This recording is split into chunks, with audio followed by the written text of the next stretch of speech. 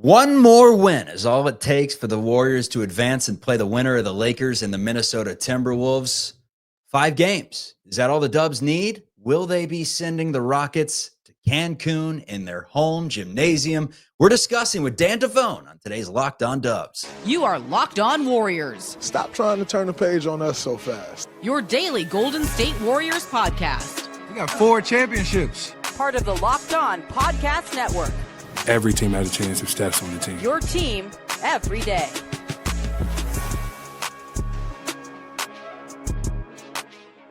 Yo, what's the good word, everyone? Welcome into Locked On Warriors. We're part of the Locked On Podcast Network, your team every day. Ways that you can check out the show, YouTube, and wherever you get your audio podcasts. Make sure that you are subscribed to the show.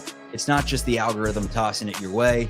Subscribe, helps us out. Join nearly 17,000 Golden State Warriors fans on the internet and leave a comment on how you feel about this series. Topics on today's show, we're getting into Jimmy Butler, his contract, worth every penny right now. He's completely changed this season. Too physical. I didn't say it. The Warriors didn't say it. Apparently, Amen Thompson complaining that this series has gotten a little too physical. Draymond Green, defensive masterpiece, and playoff pods coming out in full force. My name's Charlie Walter, formerly of 95.7 The Game in the Bay Area. That's the flagship station. Your Golden State Warriors also cover the team in their title run for CBS News Bay Area. Call letters KPIX. It's the 5-time Emmy winner joining the show today. It's Dan Devone. You can hear him on 95.7 The Game, breaking down all things Warriors.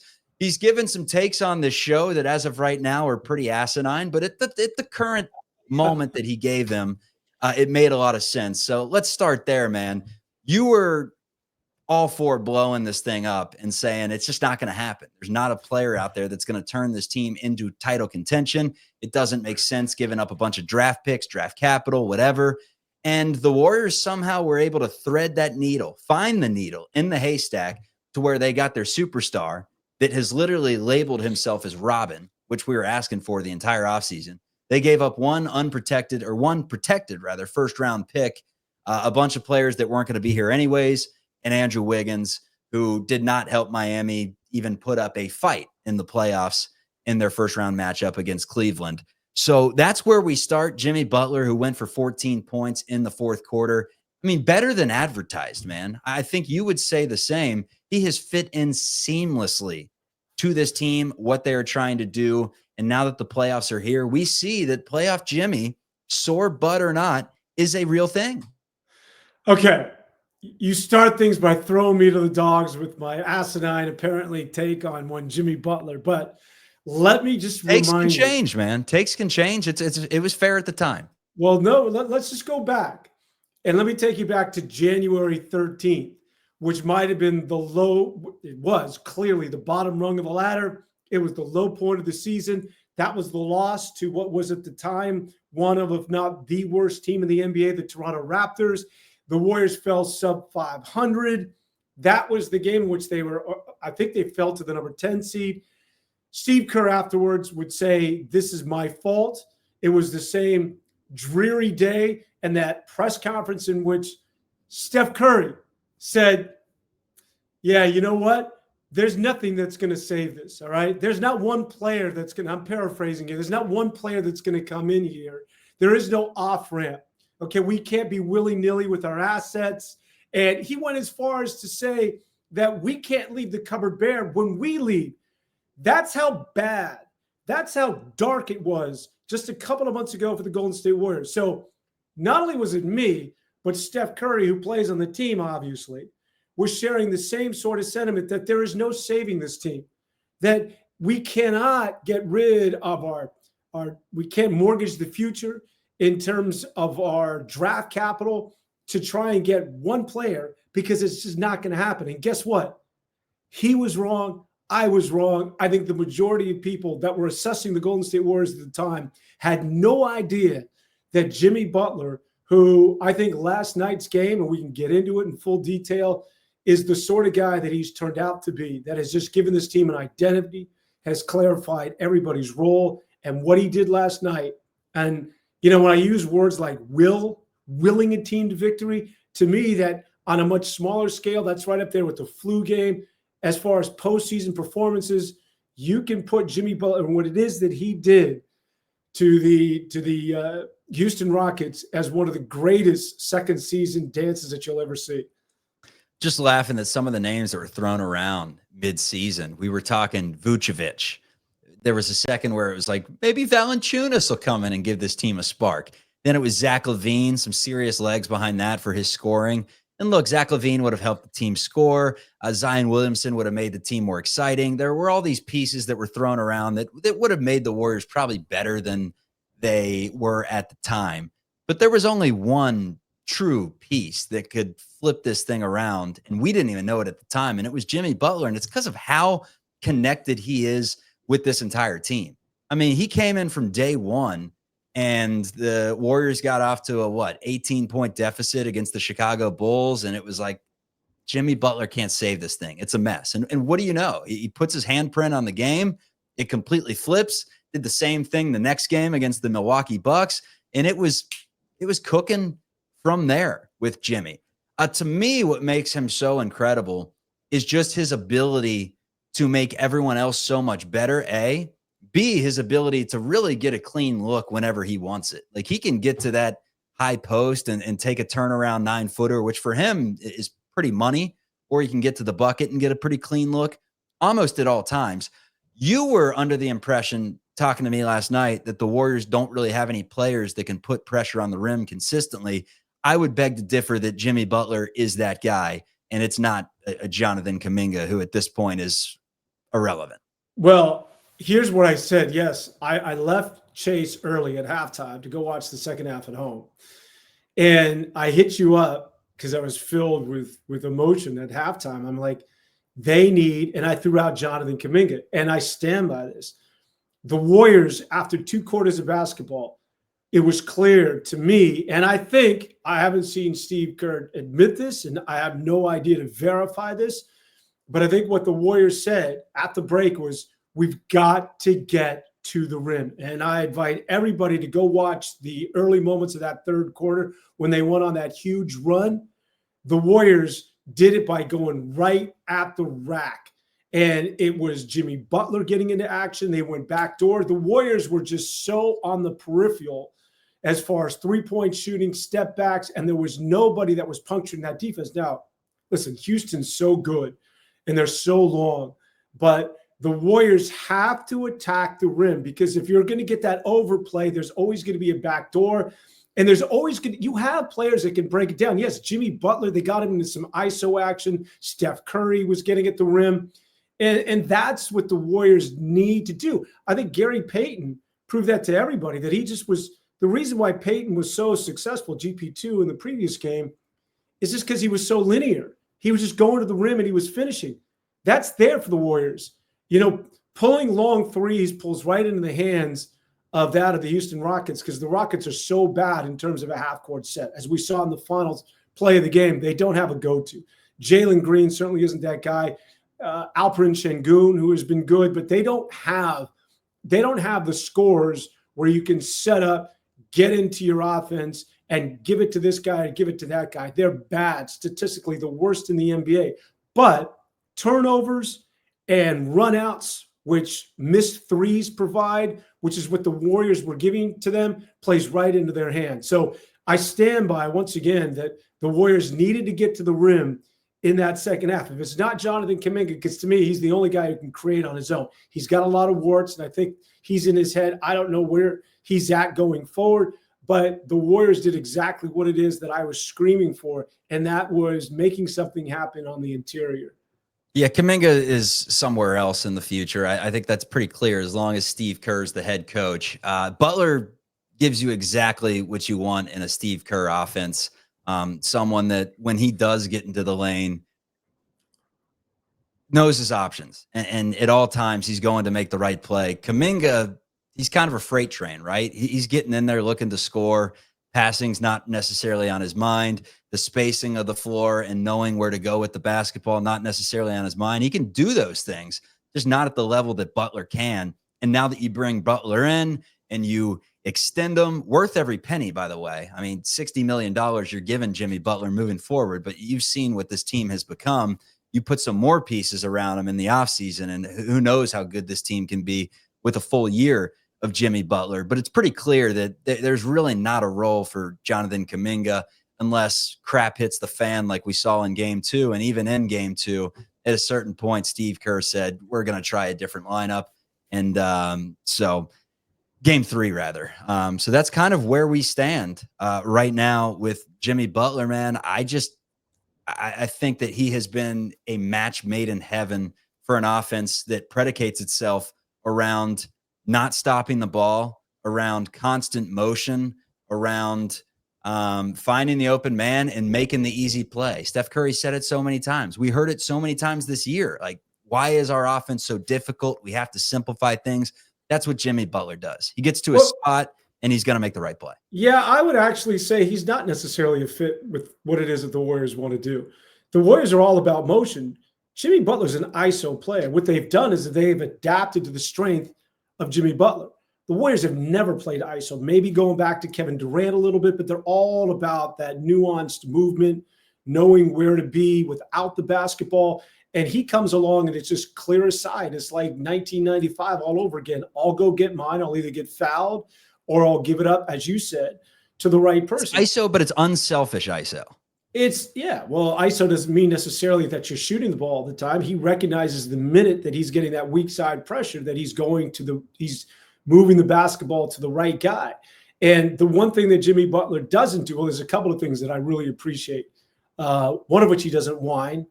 And I love you Warriors, but, going back to the days of Iguodala, certainly with Draymond Green and even Steph Curry, Jimmy Butler just keeps his nose clean and plays basketball. By the way, Dylan Brooks, you might want to rethink what it is that you did in lighting the fire into that guy. I mean, when you think about Jimmy Butler, clearly you could see he was hobbled, and the guy was still feeling the pain from that hard fall in game 2. And he only had 13 points through the first 3 quarters, and then Dylan Brooks decides to chirp. Game over. He had 14 in the 4th quarter, and the majority of which I would say were ignited and aimed at one Dylan Brooks. The difference is if you're going to do that, Dylan Brooks, I got all the respect for you, for players, especially in this atmosphere. If you want to get into another guy's face, you want to call him out. I personally, I love basketball like that. But here's the catch. You got to back it up. You got to back it up. And that's my thing with Dylan Brooks. Guy with 57 seconds left to decide the game. Well, he went after on that. If you know exactly what it is I'm talking about, when they were next to each other in the free throw line, and they started to go back and forth. From that point forward, Jimmy Butler took over. Jimmy Butler would say as much after the game. It's like, you don't want to do that to me, because that's exactly the fuel I'm looking for. What did Dylan Brooks do? He missed 2 free throws and he didn't score from that point forward. That's all you need to know. You can talk, but you better be able to back it up. Let's talk about the hatred from the series. It's turned into quite a physical match between the Rockets and the Warriors. And one of the Rockets' more physical players and more talented players, Amen Thompson, claiming that one specific Warrior gets away with a little too much and is allowed to be a little too physical. Devone will give his thoughts on that. I think we all know the player. That's coming up on Locked On Warriors. Forget that. We champs. Why are you starting with that question? We got 4 championships. Today's episode is brought to you by our friends over at Game Time. Download the Game Time app, create an account, and use code LOCKEDONNBA for $20 off your first purchase. Game Time app is great because the atmosphere of an NBA, NFL, MLB playoff game, it's awesome. It is awesome. With Game Time, you can be a part of it without the stress of last-minute ticket hunting. Game Time makes it fast and easy to get playoff tickets, even when demand is sky high. Prices on the app actually go down closer to tip-off. Last-minute deals can save you up to 60%. Last-minute deals, concerts, comedy, theater, whatever, and the all-in-one pricing means there's no surprise fees at checkout. What you see is what you pay. So take the guesswork out of buying tickets with Game Time. Download the Game Time app, create an account, use code LOCKEDONNBA for $20 off your first purchase. Terms apply. Again, create an account, redeem code LOCKEDONNBA for $20 off. Download Game Time today. Last-minute tickets, lowest prices, guaranteed. Who can stop Steph Curry? Hopefully we'll never find out. You see this Amen Thompson quote today where he was asked about the scuffles that ensued, and he basically pointed the finger at Draymond Green and said that they're going to let one guy out there do whatever he wants. Yeah, Your thoughts on that? This is part of the problem with the Houston Rockets is that they're young. And not only young on the court and not ready for they're not far away. By the way, let's not dismiss Houston, because I think Houston and OKC, it could be their conference for the next 5 years. These boys just need to get their battle scars. They're not ready for it right now. And this is further proof. Amen Thompson. Nah, bro, you don't do that. Don't do that. Especially when you play with a guy by the name of Dylan Brooks, especially when your head coach is Ime Udoka. You're all about force. You're all about, with Şengün and Steven Adams, you're all about forcing the issue. Physicality is your middle name. That's how Ime Udoka got a paycheck in the NBA, and that's the culture he's created there out in Houston. So Amen Thompson's sort of can this guy fly? Like, seriously, this guy is defying gravity. He's an amazing player, but he's also a little strange. What was he doing over at the Warrior Huddle? Did you see that? He came over, for those of you that happen to see this, he came over to the Warriors Huddle where he was guarding Podziemski, and he tried to listen in, and Steve Kerr said, what are you doing? Get out of here. The referees had to go over and say, Amen Thompson, dude, back off. Steph Curry was like, what's up with this guy? Look, I don't know, a little strange, man. A little shout out to the Central Valley where he and his brother are from. But yeah, listen, it's going to be physical. But you're Houston, and your coach is Ime Udoka, so you're the last guy in the room that we want to hear complaining about Draymond Green. A couple things. One, I don't think Jabari Smith gets enough minutes for Houston. I really like his game. He's young. He's 21 years of age. I think he could have a real nice career in the NBA. That's one. Two, Jalen Green's not that guy. Like, he's got some talent, but he's never going to be that guy. So if Houston thinks that he's going to be the cornerstone piece, he's never going to be that guy, Devone. He's 22. I don't care. He's never going to be that guy. Just like Kuminga's 22, he's never going to be that guy. Neither is Jalen Green. I mean, that's a little premature. Usually guys hit their apex at about 27, 28 years of age. That's 5 years down the road for him. So, I mean, I'm not going to argue. He's a go-to scorer, and he's scoring 8 points in multiple games in this series. Like, well, he's not a go-to right now, and there's no consistency in his game. I just would stop short of saying of indicting him as to who he's going to be from this point forward. But okay. And then the third point was just Amen Thompson, like, really liked the defensive tenacity that he brings. Some of the plays that he was able to finish around the rim, like the double clutch where he's just floating in the air. Impressive. But if Ben Simmons has taught us anything, man, if you can't shoot consistently and if you can't be counted on from 12 feet, like, I don't see how he's going to be one of the best players in this league moving forward. You tell me I'm wrong there and point to some examples, but I don't know that he's going to be the best player in this league, but I think that all that stuff is going to improve because he's so young. That's just it. He's making something out of nothing because he hasn't honed his offensive skill set yet. But I think that will come in time. I think he'll develop a shot. I think he'll be more comfortable around the rim. That to go with his raw ability and his ability to go, to be one of the more effective two-way players. Listen, this is just a young team. They're not ready for this right now. And I don't mean to count them out. You never know, 3-1. But, I mean, stranger things have obviously happened. 2016 comes to mind. But the Golden State Warriors, or 2018 rather. But the Golden State Warriors are, they're playing a team that I just think is, and we knew this going in, is young. And I would say the same thing about OKC, despite the sweep and just despite as impressive as they were. The NBA, unlike any of the other sports, that being the NFL, MLB, experience is real. And you have to have been there and done that. You can't simulate this stuff in the playoffs. And I think when you get into those big game 5, game 6s with OKC and there's stuff on the line and big possessions, we'll see just how good you are, Chet Holmgren and Jalen Williams and Lou Dort and all you boys. Don't mean to take it there. I'll just keep things in my lane as far as Houston is concerned. I'm not going to deride anybody for Houston right now. They're just young, is what I would say. I'd stop short of saying Amen Thompson or Jalen Green aren't good basketball players going forward. Yeah, it's in terms of like the knowing how to win when the playoffs are all around. It's why Draymond Green said that it's why he guaranteed a championship. He's like, I know what a championship team looks like. I know what it takes, and this team has the sauce to get it done. Do the Thunder? I mean, I think they'll get there. I think they're going to represent the Western Conference in that championship game. Will they be playing the Warriors? I'd love to see it, quite frankly. We never really got to see a full, healthy battle between the two teams this season. When the Warriors did play him, it was mainly without Jimmy. I think they were all without Jimmy and all without Chet as well. So to get a full healthy battle between the two would be awesome. Alfred Şengün in the game had 31. His numbers, though, when he was contested by Draymond Green, including the last play of the game that was a miss, he was 3 of 12, 25% from the floor, and only shot 2 free throws. When anyone else was guarding him, he was 8 of 13, 61% from the floor, and shot 8 free throw attempts. So that brings up the question moving forward. If you do get a team like Minnesota, that's massive. You know, they're playing 7-footers on the perimeter in Naz Reid that can bang a little in the paint as well. How much has this series brought up concerns about the lack of interior defense for the Warriors?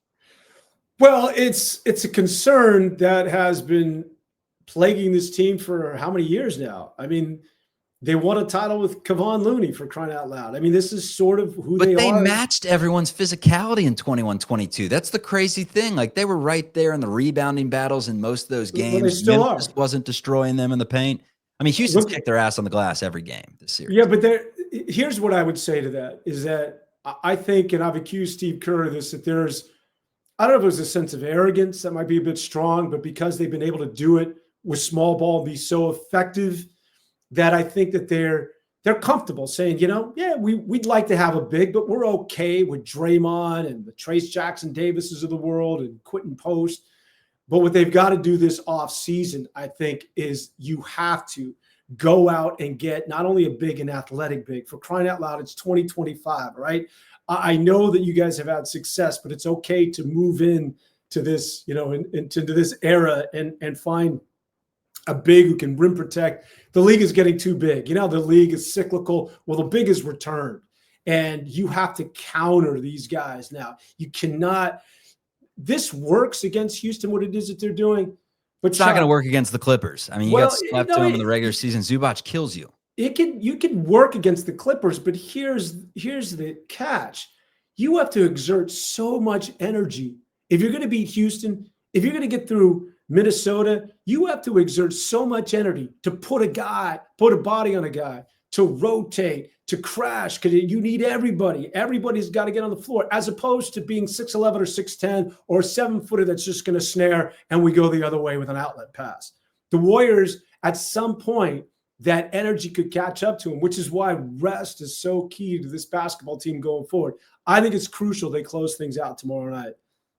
Game 2, Brandin Podziemski was. By the way, before we move on from Şengün, listen, I'm a big Dunleavy supporter. And just to go back to Bob Myers, not only did he miss on Weissman, but that draft in that was the same draft with Kuminga and Moody. He could have taken Şengün with either of those. And it would have. How much sense would that have made in the times where it's like you watched his tape, and granted he's kind of an unknown commodity from Turkey, but like a big that can stretch the floor a little bit, that has good footwork, that has good hands.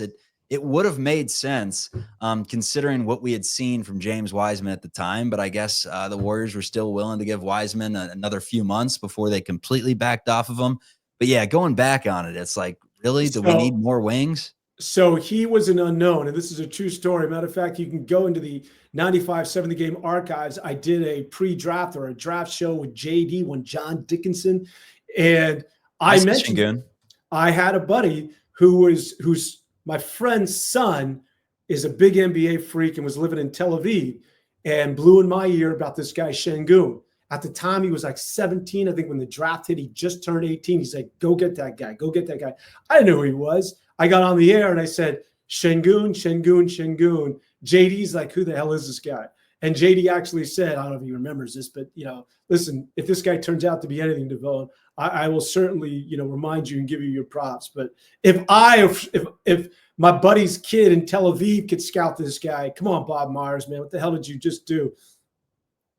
Yeah, he'd be a perfect addition to this year's team, but unfortunately he's on the opposition, and the Warriors are hoping that they send him on an early vacation in 5 games so they get plenty of time to rest and plenty of time for those bruises to heal as they await the winner of the Lakers and the Minnesota Timberwolves, which may be over by the time you listen to this podcast, with the Wolves up 3-1 in the series. When we return, Brandin Podziemski went from literally one of the worst players in a playoff game in league history. And that's not a stretch, but obviously he was extremely sick and had to go into the locker room for IVs or whatnot.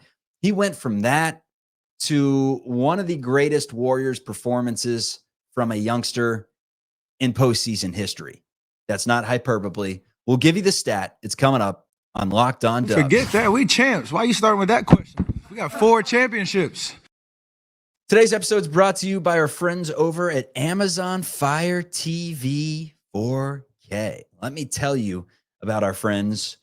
Did you know that Fire TV is also an Xbox? You could turn any TV into your gaming and entertainment hub with Fire TV Stick 4K devices. No console is required. You just grab a paired controller, subscribe or sign into Xbox Game Pass Unlimited, and you can play EA.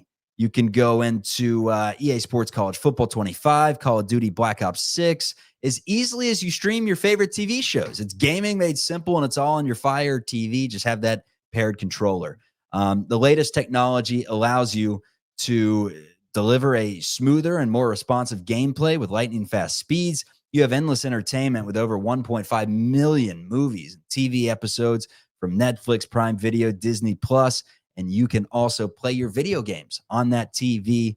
How about it? So head to Amazon.com/Fire TV Locked On to get started. Xbox Game Pass Ultimate subscription and a compatible controller is required. It's available on select devices, including Fire TV Stick 4K 2nd Gen, Fire TV Stick 4K Max 1st and 2nd generation, and the Fire TV Cube 3rd generation. Let's get back to the show. Destroy Jimmy and Domino's. I know Jimmy drinks great wine. Brandin Podziemski threw up a nothing burger in game 2, the game where Jimmy Butler went down. He was obviously very sick, said that he had some bad food. I don't know if it was some fish, whatever it was that got him. Well, it was apparently sushi, which, by the way, Brandon, you're in Houston, brother. What the hell are you doing eating sushi? It's good. In a little Houston. Spicy mayo on there. It's good anywhere. It's good from the grocery store. Go to Safeway and get some sushi. It's good. You would eat sushi in Houston? Where's the nearest body of water? Where are we getting that fish from? What was it? Some lagoon around the corner? As far as I know, and I'm geographically limited, but I don't know any body of water near Houston. Yeah, you're probably better off going with some brisket, but it's hard on it's hard on the stomach, man. And he had to play some basketball, so wanted something a little light, and it ended up biting him in the ass.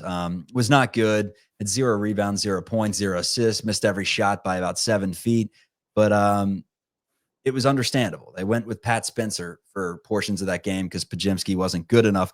He was plenty good in game 4. Became the youngest player in Warriors history to have a 25-5-5 playoff game, passing Jordan Poole. I don't know if this is who Podziemski's going to be. He's shown moments of this 25-5-5 capabilities. We saw it against the Lakers. We saw it against the Nuggets. There were portions of the year where he couldn't shoot, and there have been portions of the year where if he gets a wide open shot, he's automatic. How good can Brandin Podziemski be? Because there's no cornerstone once the Curry, Butler, Draymond trio retires. There's no cornerstone as of right now, but you still have pieces you can build around. And Brandin Podziemski is one of those guys that, I don't see an all-star berth at some point in his career as the most asinine take of all time. He's pretty damn good.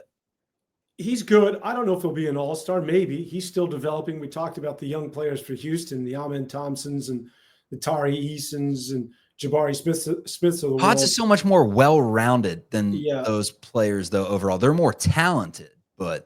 Yeah, and I think Steve Kerr said it's like he's like a 10-year vet, and I think that pretty much sums it up. He makes the right basketball plays. And as it relates to this series, I don't know if he's going to give you 27 to 30 points a playoff game. I'm willing to bet he's probably not. But this is exactly what you need, because every game in the playoffs has its own personality. So as GP2 was the role player, the other guy that stepped up in helping them in game 3. It's Podziemski last night. If Moses Moody, if it's a Quentin Post, if you're not going to rely on Jonathan Kuminga, if you don't have that third scorer that's going to give you 15 to 20 that you can rely on, then it's got to be these guys sharing the moment. And I think it was Podziemski's opportunity last night. Now, is that the blueprint again going forward, that Podziemski's somebody that we can rely on for those sort of numbers? Probably not. But for an evening in a best of 7, you'll take it. Who's going to be that guy in game 5 tomorrow night? Well, I mean, you have a few to choose from. And that's the beauty of this thing. You're going to need Steph back. You're going to need Jimmy Butler to be Jimmy Butler. And then that third, it could be a collab, as they like to say, or a collective effort on the part of a couple of guys. Moses Moody, we can get into do a whole other show on him, but he is, he's the one guy I would say, and this is the difference between him and Podziemski. Podziemski, you knew that going into the postseason, while being a young player, there would be growing pains, but he'd be able to handle this because the dude is wired so differently and is so cocky in a good way.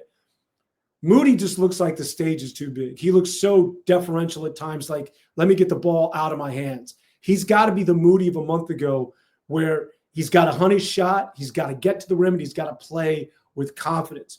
Right now, he looks a little scared. He looks a little timid. Again, for younger players who have never been through this, or at least as a starter or relied upon for heavy minutes, it's not something you can prepare for. I just don't think he's a great offensive player. I mean, defensively, he's pretty awesome. He's so long, man, out on the perimeter. When you see him guarding Jalen Green or Fred VanVleet or whoever it is, and you see that 6'5" frame with the wingspan that's got to be pushing 6'10", he can get into lanes, and he is just, I mean, when he gets beat off the dribble, it's pretty noticeable because he's not the most laterally quick person in the world. But in terms of just trying to stay in front of men and using his length to kind of affect the play, he's been a good on-ball defender. Here's the problem with that, Chuck, is that you have too many of those players.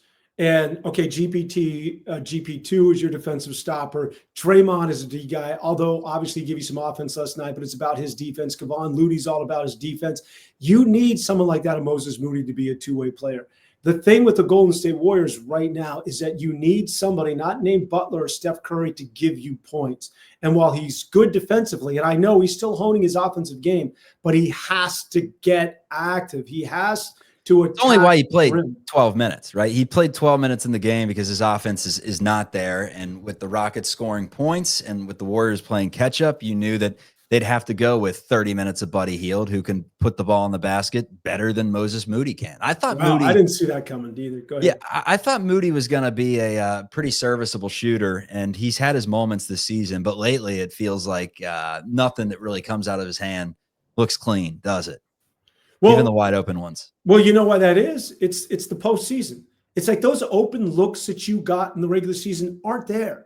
Like it's such a different tempo, and it's such a different intensity, and every possession is so much more magnified, and it's such a higher level in terms of everything getting ratcheted up that you have to equal that, and that's why the playoffs are so different.